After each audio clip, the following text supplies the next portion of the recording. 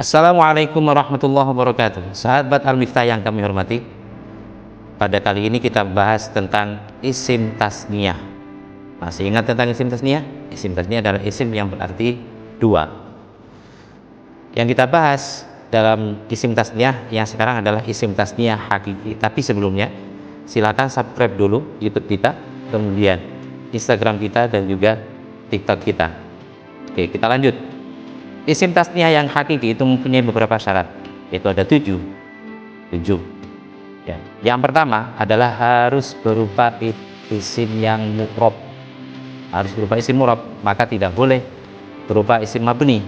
Contoh huwa, maka tidak boleh ditasniyahkan menjadi huwani atau menjadi huwaini. Syarat kedua harus berupa isim mufrad. Contoh rojulun, ketika ditasniyahkan maka menjadi rojulani saat rofa, rojulaini saat nasab dan jer.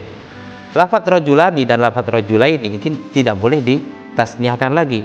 Rojulani ditasniyahkan lagi menjadi rojulayaini, tidak boleh. Kita lanjut ke syarat yang nomor tiga. Syarat yang nomor tiga harus berupa isim nakiroh, maka ketika berupa isim ma'rifat tidak bisa ditasniyahkan.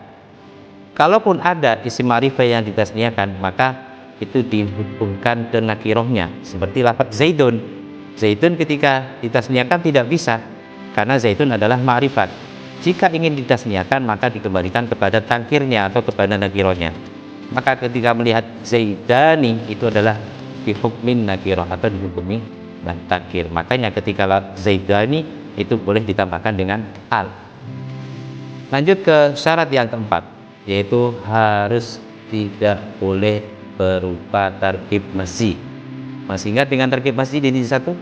Tarkib masih yaitu susunan dua kata yang dijadikan satu. Contoh seperti hadoroh mautun, hadoroh mautun digabung menjadi hadroh maut, atau ba'dun bakun digabung jadi satu ba'da bakka, atau yang lainnya. Atau dalam contoh bahasa kita yang yang di Surabaya, di Madura, surah madu, Surabaya dan Madura.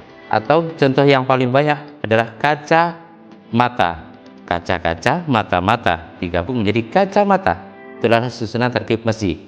Nah, susunan ini tidak boleh ditasniyahkan ba'labakka, maka tidak boleh ditasniyahkan menjadi ba'labakkan. Hadromautu tidak boleh ditasniyahkan menjadi hadromautani. Lanjut kita ke syarat yang kelima. Yang kelima harus lafadznya sama. Ketika rojulun sama, maka ditasniyahkan rojulani. Tidak boleh lafadz yang berbeda. Rojulun wa imra'atun ditasniyahkan, tidak bisa. Jadi lafadznya harus sama. Kemudian bagaimana dengan lafadz abawaini? Lafadz abawaini adalah gabungan dari abun dan umun.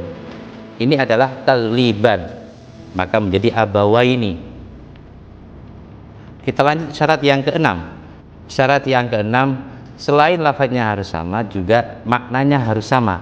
Tidak boleh lafadz sama makna berbeda dijadikan tasniyah, seperti lafadz ainun yang bermakna mata dan ainun yang bermakna sumber. Ketika ada dua ainun yang sama lafadznya tapi tidak sama maknanya, tidak boleh ditasniyahkan. Ainun yang dikehendaki dengan mata dan ainun yang dikehendaki dengan sumber tidak boleh ditasniyahkan menjadi ainani. Maka syarat kelima dan syarat keenam ini adalah satu kesatuan.